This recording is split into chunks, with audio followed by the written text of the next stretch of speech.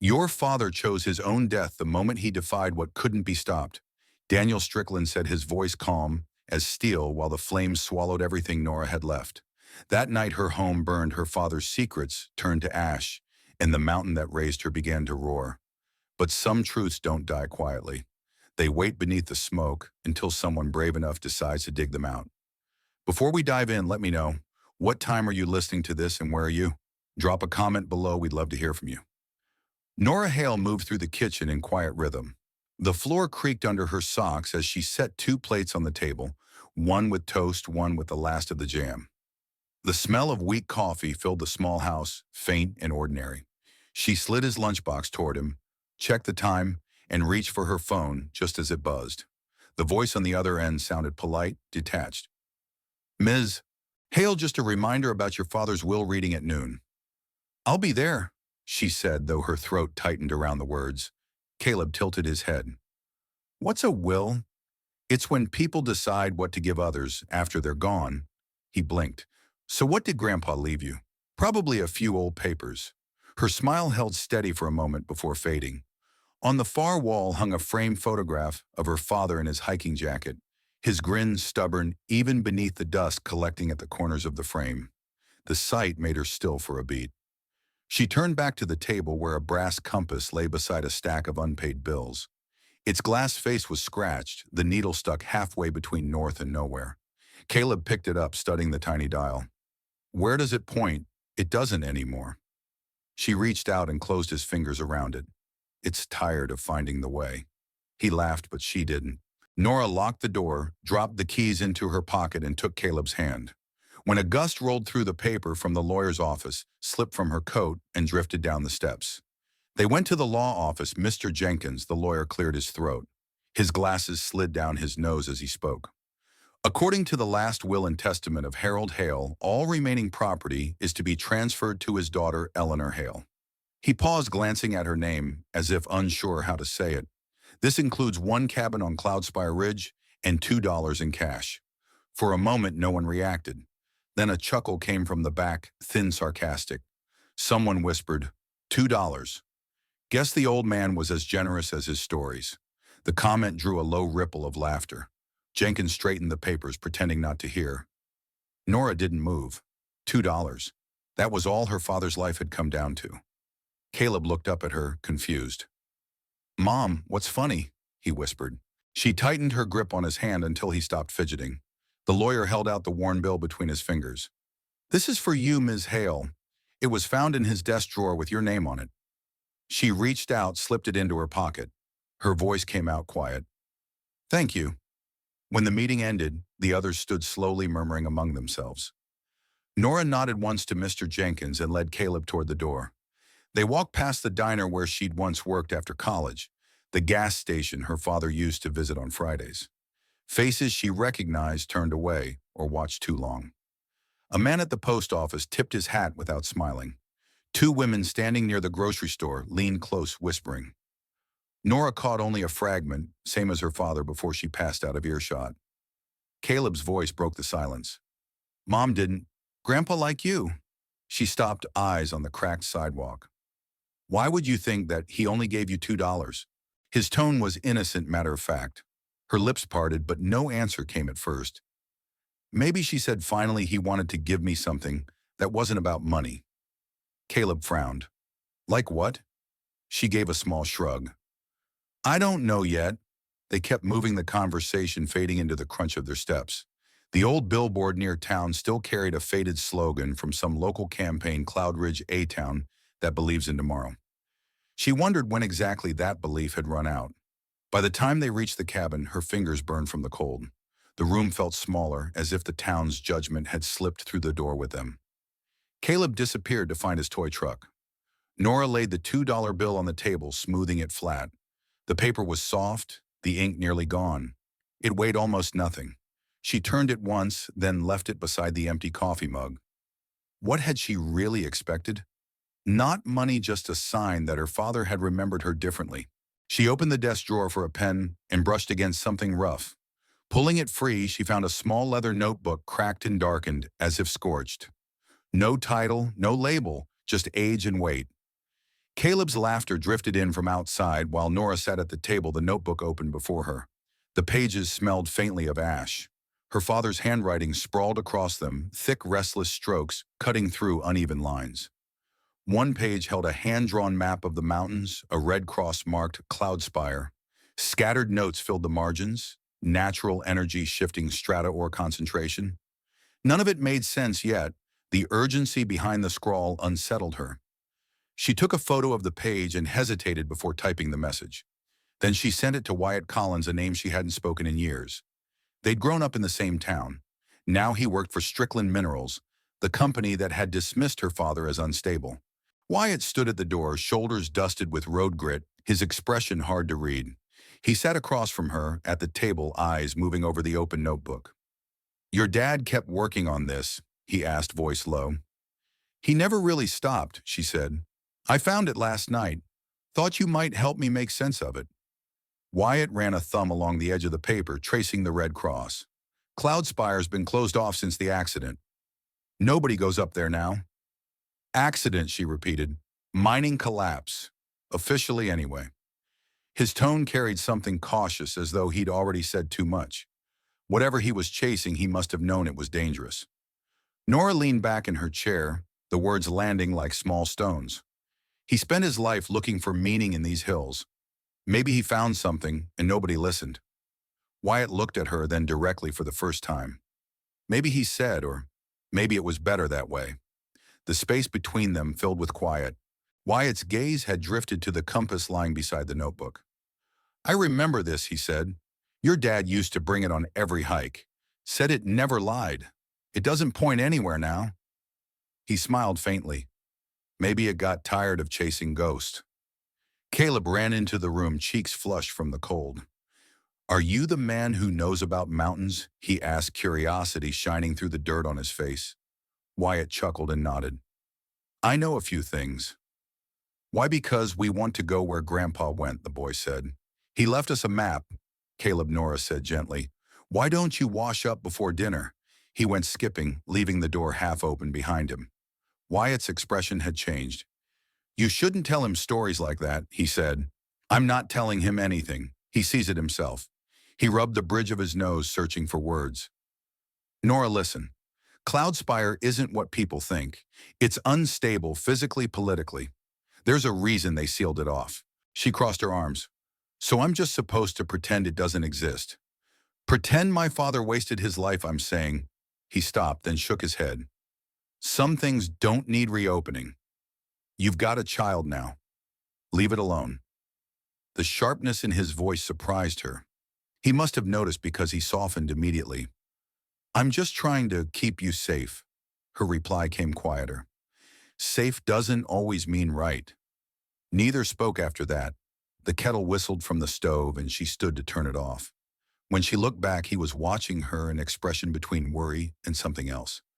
"I'll check a few records at work," he said finally. "See what I can find. But promise me you won't go near that ridge." She gave a non-committal nod. "Thank you, Wyatt." He hesitated as if wanting to say more, but stepped away instead. The door clicked shut. Nora sat again, fingers tracing the edge of the map. The pencil lines were rough, the red cross brighter than before. A breeze slipped through the window, turning a page. Near the bottom, faint words leaned sideways under the smudges. "If you're reading this, it means you're ready." Her thumb hovered there, unsure if it was a message or just memory. Caleb called to the neighbor's dog, the sound breaking her trance. She turned another page and kept reading. Fog hung low over the road, blurring the morning into shapes that hadn't quite decided what they were. Nora drove with both hands on the wheel, the notebook held open beside her under a thermos lid. Wyatt sat in silence, coughing now and then. He hadn't planned to come, but when she said she'd go alone, he gave in. Gravel hummed beneath the tires. They drove for miles without speaking, the scent of wet pine clinging to everything. When the fog thickened, she eased off the gas and kept climbing. "This place still feels the same," Wyatt said at last. "Even the silence sounds familiar." She didn't answer. He glanced over, but said nothing more. At the faded sign for Fog Lake Recreation Area, Nora pulled onto the shoulder and cut the engine. Water dripped somewhere unseen. The stillness pressed close, too quiet to trust. Caleb's laughter from the day before flickered in her mind, bright and far away. She slung her backpack and headed toward the clearing. Wyatt followed, muttering that they shouldn't stay long. The ground slicked underfoot. Rusted poles jutted from the soil. She crouched, tracing a deep groove in the mud tire marks from something heavy. "Looks recent," she said. "Too recent," Wyatt murmured. "No one's allowed up here. It's a restricted zone." Nora compared the hand-drawn map to the landscape. The ridges aligned perfectly. She snapped a few photos cracks in the ground, the faint silver line running through the dirt like a vein. When she touched it, her fingers came away with a thin metallic scent. "What's that?" she asked. He didn't answer right away. "Could be tailings," he said finally, but his tone didn't match the words. Could also mean they're digging again. "Who's they?" He didn't respond. A low, distant sound rolled through the fog, something mechanical, rhythmic, almost like an engine climbing a hill. Both of them froze. It came again, faint but distinct. Wyatt caught her wrist. "We're leaving," he said, pulling her back toward the car. "Wait, listen now." The force in his voice startled her enough to follow. They half slid down the slope, mud slicking their boots. The noise faded behind them, but never quite disappeared. When they reached the car, she threw her pack into the back seat and started the engine. Wyatt kept his eyes on the rearview mirror as they turned onto the main road. Neither spoke until the lake had vanished behind a wall of trees. "What was that?" she asked. "Could be construction," he said, "or something that shouldn't be happening." "Which means what exactly?" He ran a hand over his jaw. "It means I'll find out." She gripped the wheel tighter. "You work for them, don't you? Strickland still owns the mining rights up there." His jaw tightened, but he didn't look at her. "They do, but there's been no official operation for years." "Officially," she said. That ended the conversation. The rest of the drive passed in uneasy quiet. Fog thinned as they descended, sunlight pressing through in pale streaks. In the mirror, a dark truck trailed half a mile back, headlights off. When the road curved, it vanished. She told herself it was nothing. Back in town, Wyatt said he'd check company records quietly. He didn't promise to call. She didn't ask. By evening, Caleb came home covered in mud and stories. Nora made soup, nodding through his chatter. Later, when the house stilled, she opened the notebook. The red cross on the map seemed to glow, though she knew it didn't. She wrote under her father's last line dates notes about the lake, the strange streak in the soil. Her handwriting shook. Caleb's slow breaths filled the room. A noise came from the porch, soft, deliberate. She froze, pen lifted. One creak, then stillness. Only the refrigerator's hum and the clock's slow tick remained. She waited, listening, until the quiet grew too long to bear. Then she closed the notebook, switched off the lamp, and sat in the dark, convincing herself it had only been wind. The town hall smelled of coffee and polished wood, a place built for the illusion of fairness. Folding chairs packed the room. At the front, a projector buzzed while Daniel Strickland straightened his tie and smiled. "What we're proposing," he said smoothly, "isn't just mining, it's opportunity. Energy jobs, a stronger future for Cloudridge." The audience murmured approval. Nora sat near the back, notebook clutched tight. Her father's name flashed on the screen, Hale Geological Survey 2009. Daniel used it as a warning, a story about unverified science. Her pulse climbed. She stood before thinking. "My father wasn't wrong," she said. "He warned about ground instability, what would happen if anyone drilled again." Silence held, then someone chuckled. Daniel turned toward her, smiling like a teacher humoring a child. "Ms. Hale, Harold Hale's daughter," he said. "How touching that you still believe in his theories." "They weren't theories," she said. "They were data reports your company buried. A few heads turned, most stayed, fixed on him." "Let's be honest," Daniel said lightly. "Harold Hale's research was unconventional. But we all have our passions, don't we?" Laughter spread. Nora's throat tightened. A council member leaned forward. "Do you have evidence, Miss Hale?" She looked down at the notebook, the smear of mud on its corner. The pages felt more like relics than proof. Words slipped away before forming. Daniel smiled at the room. "We'll review all public concerns. Transparency is vital." A new slide appeared. Glass towers, turbines, green lawns. Cloudspire Energy Park. Applause rose around her. Nora sat, heart pounding. Wyatt across the aisle met her gaze and shook his head, maybe warning, maybe regret. When the meeting ended, chairs scraped and voices filled the room again. She waited until most had gone before standing. Daniel stood near the podium shaking hands. When she passed, he turned slightly. "You should be proud," he said softly, his voice meant only for her. "Your father gave us a story to build on." Her reply came quiet and flat. "He gave you a warning, not a story." Daniel's smile didn't reach his eyes. "Either way, it keeps the lights on." Someone said she's still chasing his ghost. Another voice answered, "Runs in the family." On the street, posters covered the walls and lampposts, bright images of Cloudspire's mountains, reimagined as an industrial paradise. The company's logo sat bold at the bottom, Strickland Minerals, powering the future.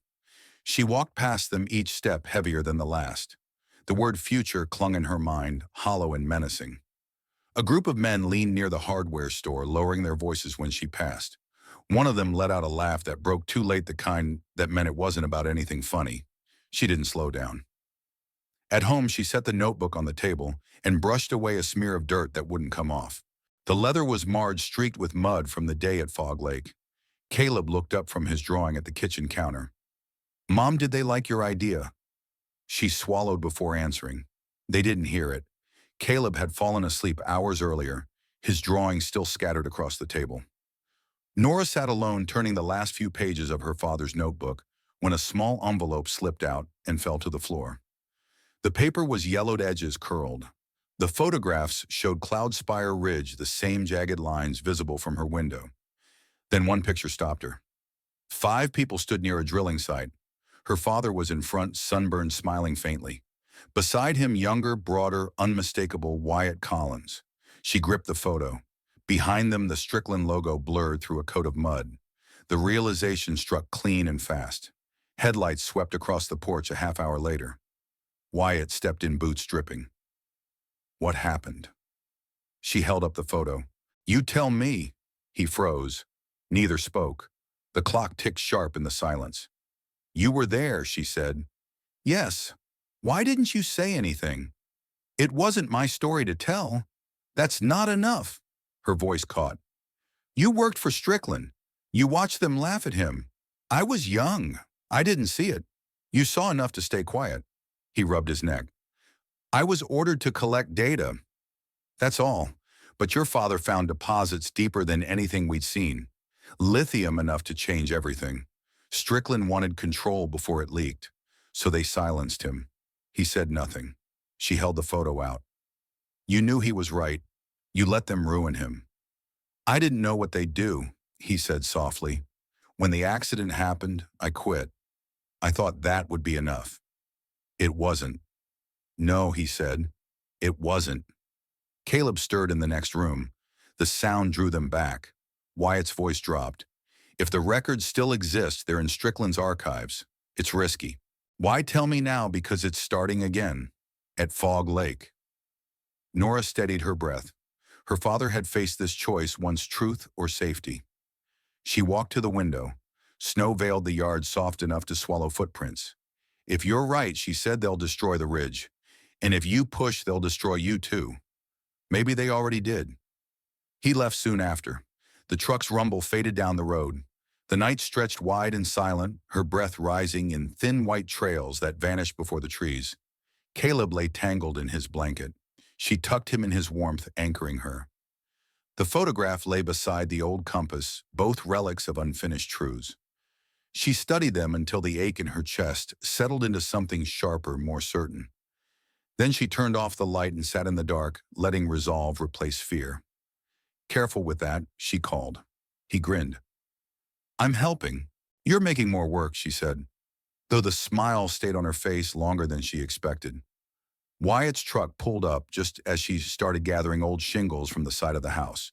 He leaned out the window. "You still planning to fix that roof with a hammer from the last century?" "It still works," she said. "I brought better tools." He lifted a metal box from the back seat. "And maybe some sense." Caleb ran to meet him. "Did you bring snacks too?" Wyatt laughed. "I never come unprepared." He handed the boy a pack of cookies before setting to work. For a few hours, the day felt almost ordinary. They patched leaks, replaced shingles, and cleared debris from the gutters. Caleb gathered fallen branches, humming tunelessly. Nora caught herself humming too. Every so often, Wyatt tossed her a nail or called out a joke, and she'd shake her head pretending to scold him when they stopped for lunch. Caleb leaned against Nora's shoulder. "Mom, tell me again about the village in the clouds," he said between bites. She looked out toward the ridge. "It wasn't really a village," she said.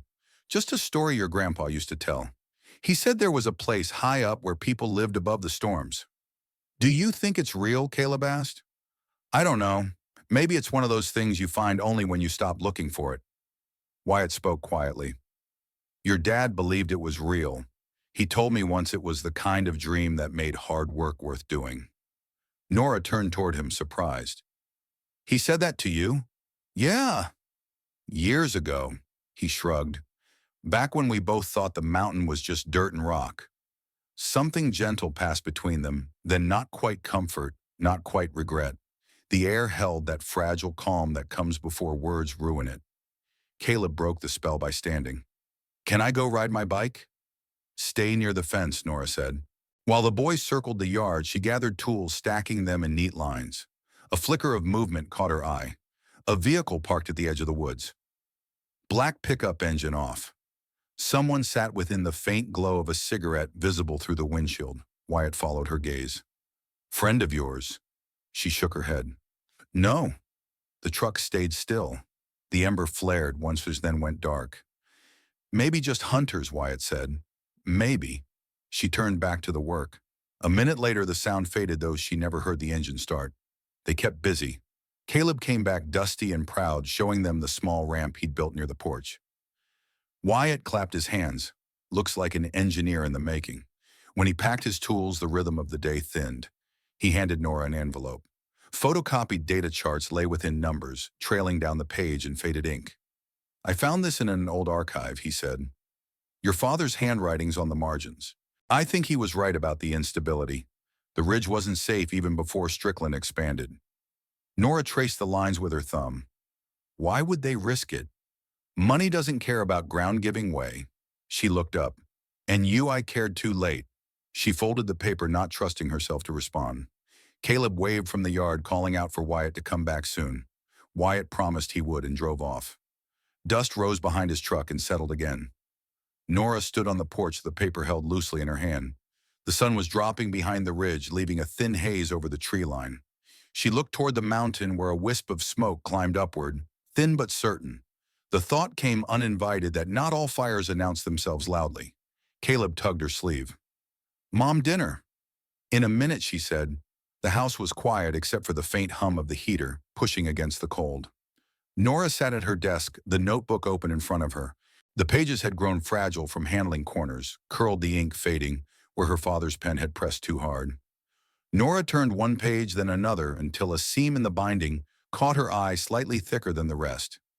Carefully picking at it, she loosened something small from the spine, a flash drive. Her pulse stumbled. The old laptop sat on a nearby shelf. She reached for it, brushed off the dust, and pressed the power key. The fan answered with a low, uneven whine. When the screen finally flickered to life, a single file appeared, no name, only a date from almost 10 years ago. Nora double-clicked. The image was grainy, the lighting uneven, but her father's face filled the frame. He looked older than she remembered him in those final months, eyes rimmed with exhaustion, voice hoarse as if he'd been shouting before he began recording. "If you're seeing this," he said, "then it means they came before I could stop them. Strickland knows about the ridge, about—" The picture stuttered, the sound cracking. He leaned closer to the camera, urgency in his voice. "Don't let them." The video cut off. Nora hit the keys again and again, but the file froze, then vanished. The laptop's screen went black. A second later came the dull thud of an explosion. Nora jerked back, heart pounding. Through the window, a bloom of orange rose from the small shed by the fence, the one that held her father's old equipment. Flames spread along the side, crackling against the wood. She ran for Caleb's room. "Caleb, wake up." He blinked, confused. "Mom, out now." She grabbed his coat, didn't bother with shoes. Smoke was already seeping into the hallway. She coughed, pulled him close, and pushed through the door. Caleb cried out, Our house don't look, she said, though she was looking too. The flames climbed through the kitchen window, devouring curtains, finding the dry wood beams. The sound was almost alive, ripping hungry. They kept moving until they reached the road. Her lungs burned. She turned, clutching Caleb against her, and saw the fire take hold completely. The roof sagged, then collapsed with a deep cracking sound. Sparks rose into the air, carried by the wind until they vanished into the snow. Neighbors began to appear in doorways, bundled in coats, shouting questions she couldn't answer. Someone called for help, but the fire truck would take time. Too much time. Nora stood there trembling, unable to feel the ground beneath her feet. The world had narrowed to the sound of Caleb's breath and the hiss of burning wood. Caleb sobbed into her shoulder. "Where will we go now?" She couldn't form the words. Her voice came out low and flat. "We'll figure it out." The fire burned for hours. Long after the flames softened to embers, she stayed where she was, the heat brushing her face while snow drifted through the air and melted before touching the ground. By the time the trucks arrived, Wyatt was among them, his coat, half-buttoned hair wet with sweat and snow. He jumped out before the vehicle stopped, eyes scanning, until he found her. Nora. She didn't answer. Her arms tightened around Caleb, who had gone quiet. Wyatt reached them, breathless. "Are you hurt?" She shook her head slowly. "No, just the house." He turned toward the wreckage, face pale. "What happened? I don't know." Her gaze fixed on the fire. The walls had fallen, but the heat still pulsed like a heartbeat refusing to stop. Around them, the firefighters shouted, spraying water into what was already gone. Wyatt tried to lead her back toward the truck, but she stayed still. Caleb's fingers curled in her coat. "Mom," he whispered. She held him closer, her eyes never leaving the ruins. The flames reflected faintly in the wet ground, trembling like something alive trying to crawl back into the dark. The small cabin smelled faintly of cedar and coffee. Wyatt had offered them the spare room without hesitation, but Nora hadn't spoken much since the fire. She sat now at the table, sleeves rolled, a mug untouched in front of her. Wyatt came in from the back room, carrying something wrapped in an old cloth. "You should see this," he said, setting it down between them. "It's what I didn't tell you before." She looked up, weary. "What is it?" He unwrapped the cloth carefully. A second USB drive rested inside. "Your father gave me a copy of his files. I made another backup without telling anyone. Call it instinct." Nora's eyes narrowed. "You had this all along. I thought it was safer hidden. But after last night, there's no point keeping secrets." Her fingers trembled slightly as she took it. "It's the same one from his notebook, almost. This one has more." He opened his laptop, connected the drive, and a list of folders appeared. Maps, environmental reports, scanned letters. Her father's handwriting filled the screen. Every line was dated, cross-referenced with coordinates, warnings, written in block letters: subsurface instability increasing. Water table contamination risk, uncontrolled extraction, could poison the valley. Nora leaned closer. He knew. He tried to warn them. Wyatt nodded. He did. And Strickland knew he was right. That's why they came after him. The words struck hard. "You mean the accident wasn't... It wasn't an accident." His voice roughened. He refused to sign the falsified safety reports. They needed his signature to secure state permits. When he wouldn't, they made sure his car went off that road. The room felt smaller. The walls pressed in. "You were working for them back then." "I was. I didn't know what they planned, not until it was too late.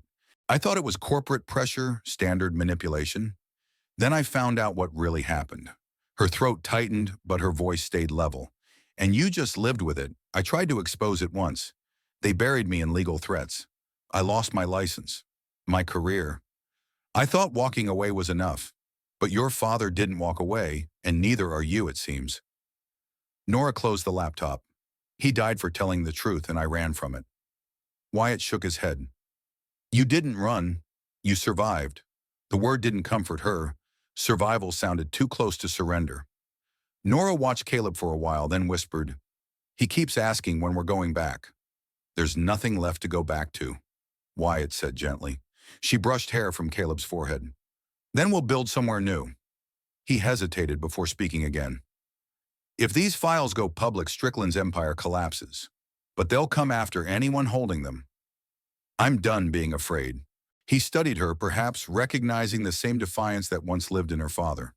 Then we start with what he left. I'll help you map it out. She nodded, though her hands felt cold. Tomorrow. After he went to bed, Nora stayed at the table. The laptop screen dimmed to black, leaving the room in half shadow.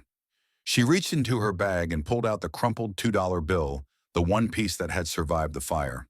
The edges were singed, but the words, "In God We Trust," were still visible, faint but intact. She spread the map across the table and laid the bill flat over a red mark near Cloudspire Ridge. The coordinates matched one of the reports. Her father's handwriting circled that same spot with a single word beneath it, source. Her pulse steadied, not calm but sure. The pain in her chest no longer felt empty. It had weight, now shaped direction. Behind her, Caleb stirred again. Mom. She turned. It's late, sweetheart. Go back to sleep. Are we going home? Not yet, she said softly, tucking the blanket around him. But there will be another home. I promise.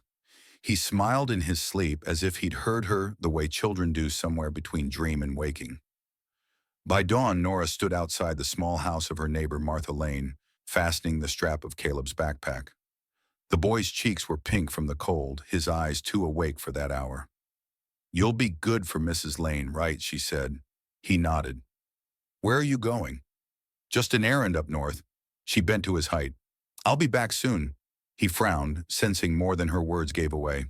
Promise. She forced a small smile. Cross my heart. Martha appeared at the door, wrapping her shawl tighter. We'll be fine, Nora. You just take care of what you need to. Nora kissed Caleb's forehead, lingered for a breath, then turned before he could ask again.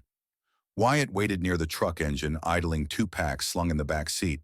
The road wound upward, cutting through fog so thick it blurred the tree line. Snow had started again, light at first, drifting sideways. The farther they drove, the quieter it grew. No birds, no engines, only the crunch of tires on ice. Wyatt broke the silence. We could still wait. The files are enough to expose them. No, she said. They'll call them forged. We need the originals. He said the truth was buried under the ridge, and I believe him now. He tightened his grip on the wheel.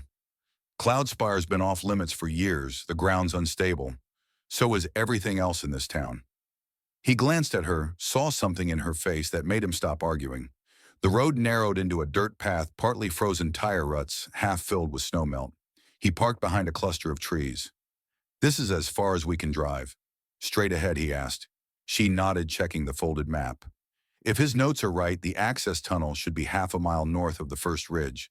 They moved slowly, boots crunching through the thin crust of ice. The slope was steeper than it looked from below. Wind curled around the trees, carrying the faint smell of metal and wet soil. At one bend in the trail, Wyatt stopped and pointed to the ground. Deep impressions marked the snow-fresh tire tracks, larger than any pickup. Someone's been up here recently. She crouched to look closer. Heavy load, she murmured. Too deep for personal vehicles. He glanced toward the ridge. That means the site's active. Probably security teams or engineers. Then we're not early, she said. We're late. They climbed higher, following the tracks, until the path split into 2 directions, one overgrown, the other clearer, but sloping dangerously along a ravine. She paused, breathing hard, watching her breath fade. Which way? Wyatt asked. She pointed left toward the overgrown one. The clean trail's bait. They wouldn't risk hauling anything heavy that close to the drop. He hesitated. You've thought about this more than I like. She gave a short laugh. I've had nothing else to think about. They pressed on. The trees thinned, replaced by low brush and rock. A metal pole jutted from the ground ahead, rusted but still standing. On it, the faint lettering of an old warning sign. Hazard zone. No entry. Wyatt brushed snow off the letters. That's the same mark used by Strickland's crews. They never removed it.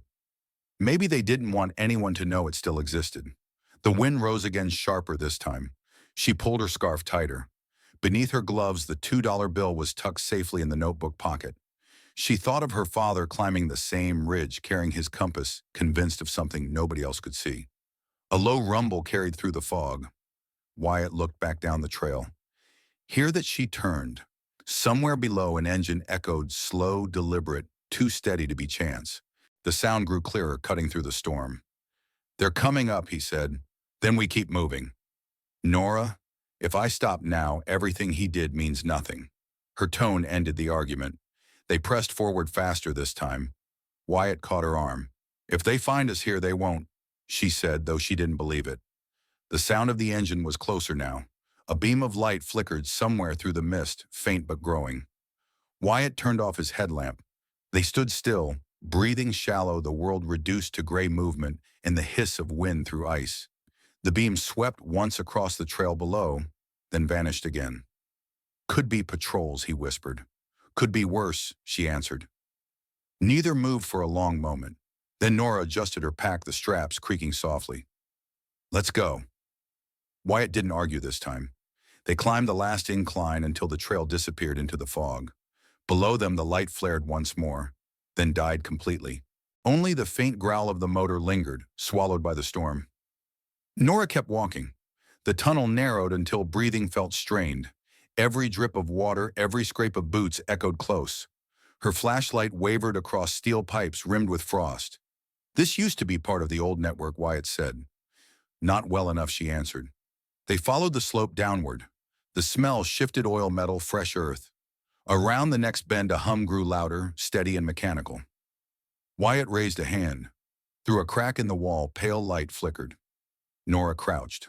Below, a vast chamber spread out drills, generators, stacks of lithium ore under work lamps.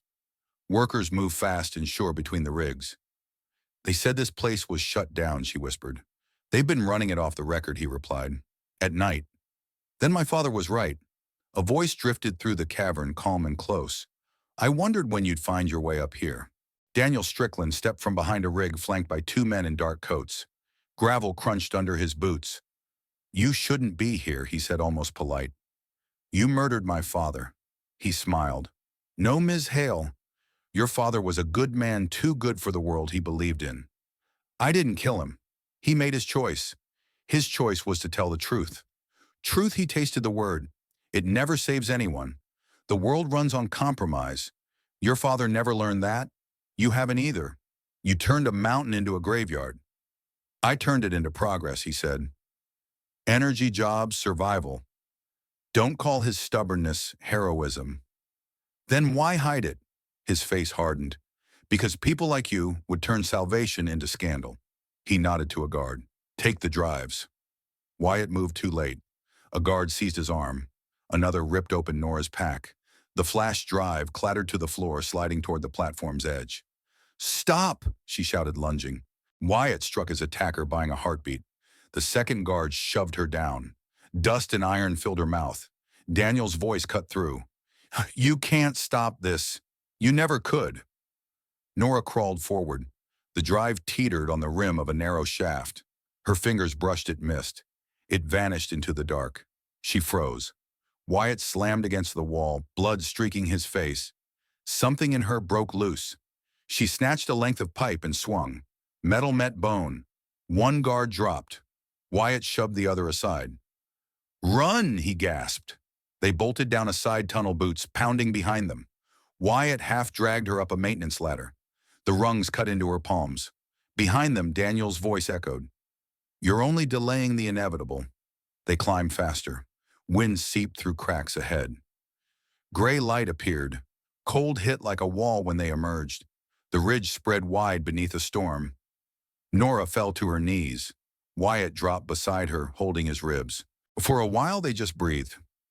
You still have the notebook, he asked. She pressed a pocket. Yes. Then we still have a chance. They'll bury the truth again? Not if you don't let them. She looked over the valley fog, swallowing everything below. Snow thickened, erasing their tracks as it fell. Her lungs burned. She lifted her face to the cold.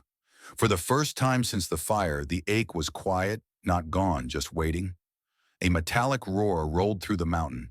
The wind rose fierce and endless, carrying both warning and call. When she opened her eyes, the world was white. The stove burned low, more smoke than heat. Wyatt crouched near it, hands outstretched. Nora sat wrapped in a blanket that still smelled of ash and snow. One cot, one table, a lamp flickering weakly, nothing more. Wyatt checked his phone near the window where signal sometimes reached. A chime broke the silence. He hesitated, then stepped out. Through the glass, his face glowed faintly as he spoke short bursts, tense, deliberate. The light faded, then reappeared as he paced. Nora's chest tightened. She tried not to imagine betrayal, not to let the ghost return. Still, the unease settled deep. When he came back and brushing snow from his jacket, she was already standing by the stove. "Who were you talking to?" He paused. "No one. Just trying to get a signal." "That wasn't no one," she said. "You were too careful with your voice." Wyatt's expression hardened. "You don't have to read meaning into everything. I've learned that silence hides more than words ever will." He met her eyes, something flickering in his own. Then quietly I called Strickland. The room seemed to tilt. "You did what I told him. We had proof. I wanted leverage. A way to keep you and Caleb safe before this turns into a war we can't win." Her voice rose sharp and breaking at once. "You think safety is something he gives? You think you can negotiate with the man who killed my father?" Wyatt didn't move.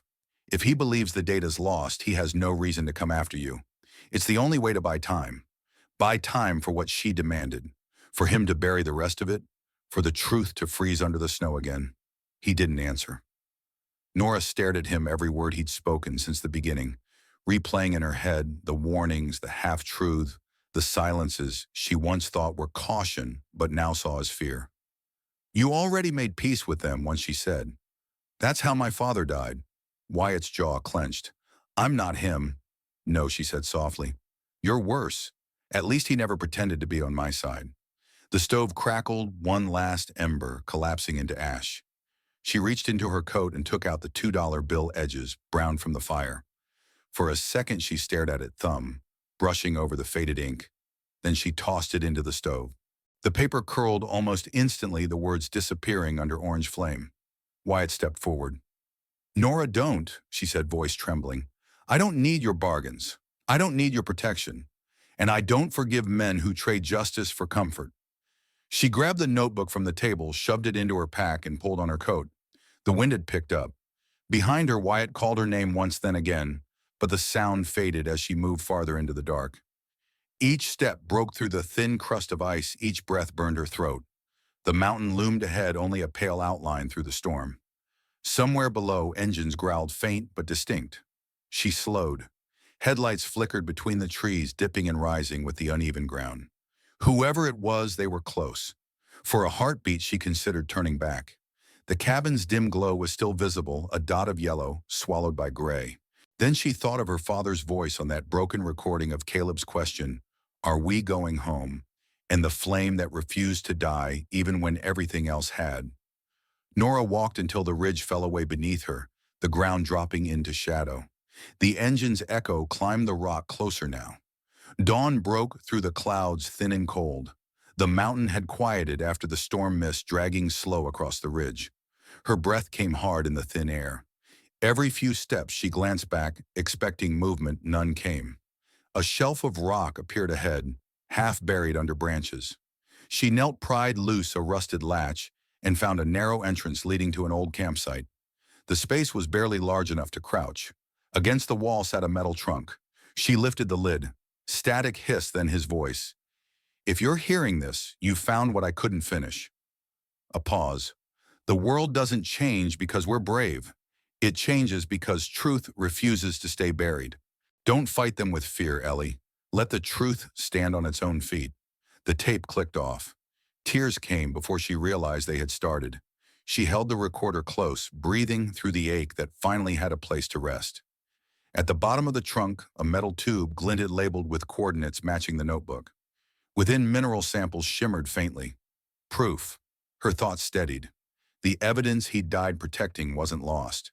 It waited. Mist thinned to show the valley. Far below, engines hummed their approach, steady and sure. Nora slipped the recorder and samples into her pack and pulled out her phone. One bar of signal. Enough. She scrolled past Wyatt's name to a journalist number, attached the scans, the photos, the files. Typed, "If I don't make it down, tell them the water's dying." Her thumb hovered, then pressed send. The icon spun once before marking delivered. A faint chime answered the sky. Headlights wound up the mountain road Strickland's convoy, but fear had gone quiet. Something in her had locked into place. She wasn't running anymore. Wind tore through the ridge, scattering mist. The summit came clear, a plateau ringed with snow and clouds dotted with wooden cabins. Not a myth, but a forgotten outpost, her father's work still standing. Her breath caught. He hadn't chased a dream. He'd built a refuge. Proof that something better could live on broken ground. She climbed to the nearest cabin, the door hanging open, frost crusting the walls. On the beam were her father's initials and one word, hope. Her hand traced the letters. For the first time in years, her breathing steadied. The mountain no longer felt like loss. It was memory turned into light. She stepped out, lifted the sample tube into the dawn. It caught the sun scattering colors across the snow. Below, trucks crawled upward, small and slow against the vast ridge. The truth was already moving, carried by the signal she'd sent. Wind rose again, sweeping away the last of the fog. At last, the top of Cloudspire shone clear. The board chair cleared his throat. Mr. Strickland, this session is being recorded as part of the state inquiry into the Cloudspire operations. You understand your rights? Daniel nodded. Of course. I also understand that my company's property was stolen and that this, he gestured toward Nora individual, has been spreading false and damaging information. The murmurs started immediately, a ripple through the room.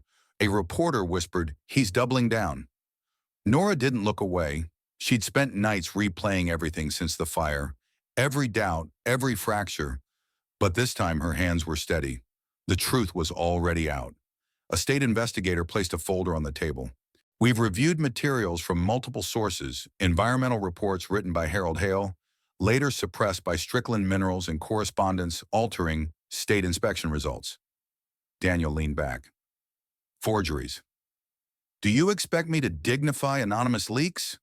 The investigator opened another file. These were verified under oath by your former head geologist, Wyatt Collins.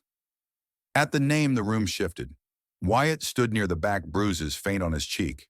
He raised his eyes but didn't meet hers. Daniel's voice cracked. That man was dismissed for misconduct. He has every reason to lie, Wyatt answered evenly. I lied before to protect you. I won't do it again. The words hit like metal on stone. Daniel gave a bitter laugh. You expect to be the hero now? You both stole company property, trespassed, endangered yourselves? An officer spoke quietly into a radio. The board chair lifted a hand. Mr. Strickland, this is an inquiry. You'll answer directly. Daniel straightened his jacket. My only mistake was underestimating how far desperation can drive small people. Nora spoke at last, her voice calm. You can buy silence. You can bury records. You can threaten anyone who stands in your way. But you can't buy the truth. The room went still. Even the cameras paused. Before Daniel could respond, the door opened and a messenger whispered to a board member. The man looked up. The Department of Justice has confirmed federal charges: illegal extraction, falsification of reports, conspiracy to commit fraud. Two officers stepped forward. One read Daniel his rights while the other cuffed him.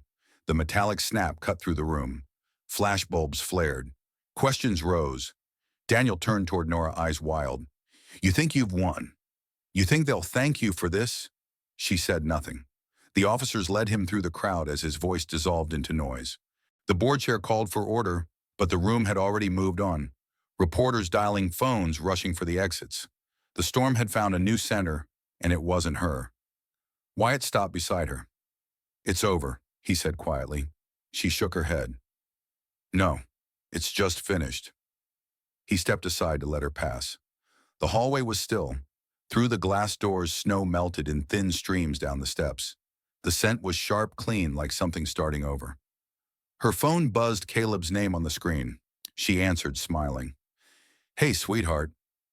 Mom, his voice small and curious. Is it cloudy there too? Nora looked up. The sky was pale blue, streaked with white. Not anymore, she said.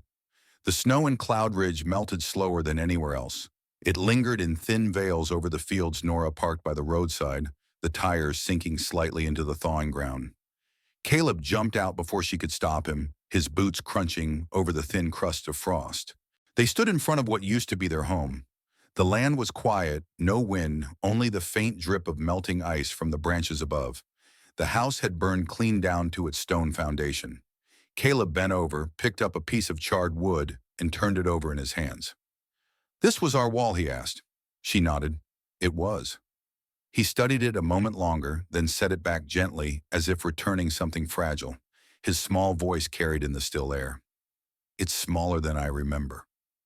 Everything is when you stop being afraid of it, she said, half to him, half to herself. She crouched and touched the blackened stones. The ground felt warmer than she expected, as though the earth itself had been waiting to breathe again. Near the edge of the ruins, a dull glint caught her eye. She brushed away a layer of ash and found the old compass warped and blackened, its glass cracked, the needle gone. It doesn't point anywhere anymore, Caleb said, peering over her shoulder. Nora smiled faintly. That's all right. We already know where we're going. He grinned, accepting the answer without question, and ran off toward the patch of open snow beyond the yard. His laughter rose thin and bright, the kind that cut through silence without breaking it. A car door closed behind her. It took her a second to place him the same man who had laughed at the will reading, whose voice had joined the chorus that once called her father a fool. He stepped closer, holding a small bundle wrapped in cloth. I heard you were back, he said quietly. Didn't figure you'd want company, but... He knelt and placed the bundle near the stones. Wildflowers, thin violet, just beginning to bloom through the thaw. I wanted to say I was wrong. About him, about you. She studied him for a moment, unsure how to meet his eyes. Then she simply nodded. Thank you. He tipped his head once, then walked away without another word. Nora sat on a flat stone where the porch had been. From her coat, she drew her father's notebook edges, curled from the fire, but still whole. Most pages held his notes. The last few were blank. She turned to the final sheet. The pen hovered. She had chased answers, carried grief like armor, climbed through anger. None of that had brought her here. What did was quieter, the act of returning, of standing where something ended, and seeing that the world hadn't. The pen touched down. Day 1 after winter. The words looked fragile but held. She set the notebook beside her, letting the sun warm the ink. Caleb ran up, cheeks, red hair wild. Mom, I found a frog. Can we keep him? She laughed. Let's help him find water instead.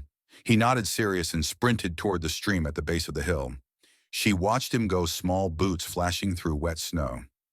Beyond him, Cloudspire stood clear against the sky clouds, drifting like sails past its peak. The town hall was full. People lined the walls, coats over arms, breath faint in the spring chill. Restless quiet filled the room, the kind that follows too much change. Nora sat near the back with Caleb, his cocoa long cold. She hadn't planned to come, but the mayor's letter had said simply, you should be here. It began with you. At the front, Wyatt adjusted the microphone. His hair was longer, his face drawn, but his stance steady. Behind him, new survey lines glowed over old mining maps. After Strickland Minerals shut down, he said the state approved a rehabilitation project for Cloudspire. It will take years to repair the damage. The first step is honesty. A low murmur passed. Faces she knew, people who once whispered about her father's madness, watched now in silence, guilt softening their eyes.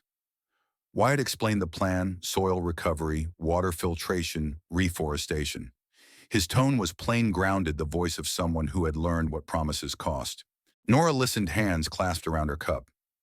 Caleb leaned against her, tracing circles on her sleeve. The scent of wet wood drifted in through the windows. From the middle rows, Mr. Dugan rose, the store owner who'd once laughed loudest. We didn't know, he said. Wyatt paused. Now you do. The room stilled. He closed his folder. No source of power is worth more than trust rebuilt. His gaze found Nora's. She gave a small nod. It was enough. The mayor spoke next about committees, funds, and new projects. Applause followed, not loud but steady like rain on earth. As the meeting ended, a reporter stopped beside Nora. Ms. Hale, you've become a symbol of the case. Will you seek compensation? She stood, pulling her coat tight. No, I just want the mountain to rest. The reporter hesitated, then lowered her pen. Wyatt stepped from the aisle, hands in his pockets. You did what none of us could. Nora shook her head. I just kept walking. He smiled. Sometimes that's all it takes. They stepped out together. Voices spilled across the steps, mixing with the steady drip of melting snow. The light had softened. A few new flakes drifted down, slow and harmless. Across the street, students planted saplings in cleared soil beneath a hand-painted sign, Reclaim Cloudspire. Uneven letters, hopeful. Caleb tugged her sleeve. Mom looked near the curb, a single green sprout pushed through the slush. He crouched close, grinning. It's alive. Yes, she said. It is. He pressed his mittened hand into hers, a habit from years ago. Behind them, talk continued Permit's crew's next steps, but it faded into the sound of melting ice.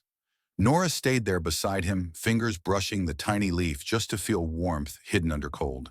The sky above Cloudridge was pale and clear after months of storms. Somewhere beyond it, the mountain waited unchanged, yet no longer untouched. Caleb pocketed a small stone. Can we come back tomorrow, of course, she said. We'll see how it grows. He ran ahead toward the truck. Nora stood knees stiff, steps light. The hill beyond town still held thin traces of white. Snow fell again, soft as breath. She followed the sound of her son's laughter, the town behind her, slowly waking. Clouds lingered over Cloudspire, slow and low. Quiet freshness hung in the valley, that brief pause between seasons. Snow clung in patches, while thin shoots of green pressed through like whispers, finding their way back. Nora worked the soil gloves dark with mud. Around her, volunteers moved in calm rhythm, digging, patting, watering. Caleb darted among them, handing out saplings with more energy than aim. His laughter carried far. He stopped beside her, holding a small spruce. Is this the Cloud Village, Mom? She brushed dirt from her sleeve. Yes, but now it belongs to everyone. He planted the tree crooked. She steadied it with a touch. It didn't matter that it wasn't straight. Growth never was. A truck rumbled up the new gravel path. Wyatt climbed down, jacket, open hair, wind-tossed. He carried a wooden sign wrapped in burlap. When he reached her, he unrolled it. Cloudspire Reserve, Harold Hale Foundation. Nora helped him set it in the ground. Their hands met on the post, steady for a moment. Around them, the mountain held its quiet work, beginning again, not with speeches, but with hands in the soil. Wyatt looked at the name for a long moment. He'd be proud, he said quietly. She nodded. I think he'd just be glad it's still standing. He smiled, then moved off to help another group by the ridge. Nora sat back on her heels, catching her breath.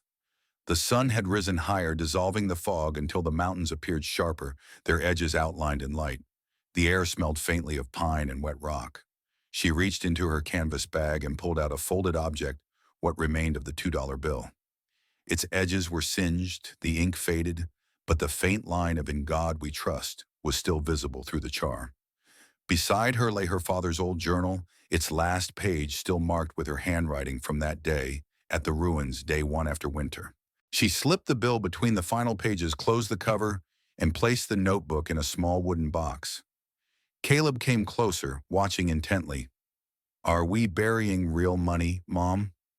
Nora laughed softly. Not money, sweetheart, just a thank you. He tilted his head, thinking it over. Who's it for him? For the mountain? For us. Satisfied, he knelt beside her, helping pack the dirt over the box with both hands. His mittens came away wet dark with soil, and he held them up proudly as if he'd just done something sacred. The work around them continued. A woman called out for more water buckets. Someone started hammering new fencing along the trail. Wyatt's voice floated from a distance, giving directions. The sound of life returning to the mountain had its own rhythm, steady, humble, human. Caleb pointed upward suddenly. Look, Mom, the clouds are so low today. I think they want to touch us. Nora followed his gaze. The sky seemed to lean closer, the mist curling around the peaks in soft folds, glowing faintly in the morning light. Maybe they do, she said. He reached up as though he could catch a piece of it, fingers stretching toward the drifting white. His laughter rang out pure and bright. Nora stood brushing the dirt from her knees. The wind picked up playful, tugging strands of hair, loose from her braid. Across the slope, the new saplings swayed in unison, their fragile trunks catching the sunlight. Wyatt waved from a distance, a question in his gesture, and she nodded back. There was no need for words. Everything that needed saying was already here. The work, the warmth, the living proof that things could grow again. Caleb ran ahead toward the stream, calling for her to follow. She walked slowly, her boots pressing soft prints into the damp ground. The sound of hammers echoed faintly behind her, mixing with laughter, with the whisper of the forest waking. At the edge of the clearing, she paused. The air shimmered with quiet light, and for a moment the valley below seemed to breathe with her. She didn't think of loss anymore, only of what remained, roots finding their way through ashes, voices that no longer needed to shout to be heard. A small cloud drifted across the sun, scattering light in soft patches across the snow. Caleb turned, waving, his cheeks flushed. "Mom, hurry, the water's clear today. I'm coming," she said, though she didn't move right away. Her eyes lifted once more to the ridge, the same mountains her father had spent a lifetime chasing, now still unhidden, alive. She inhaled deeply, letting the air fill her lungs, letting the warmth of it settle somewhere she hadn't known was empty. Behind her, the tools clinked, laughter rippled, and the mountain held steady. Nora took one last step forward, following her son's footprints down the slope. The sound of the forest rose around them, children's voices, the rush of thawed water, the hum of a world learning to begin again. Sometimes healing doesn't come from forgiveness. It comes from facing what others buried and daring to rebuild anyway. Nora learned that justice isn't a courtroom victory or a headline. It's the quiet courage of planting something new on burned ground and believing it will grow. Wherever you are, may you find your own Cloudspire, your place where loss becomes soil and hope learns to breathe again.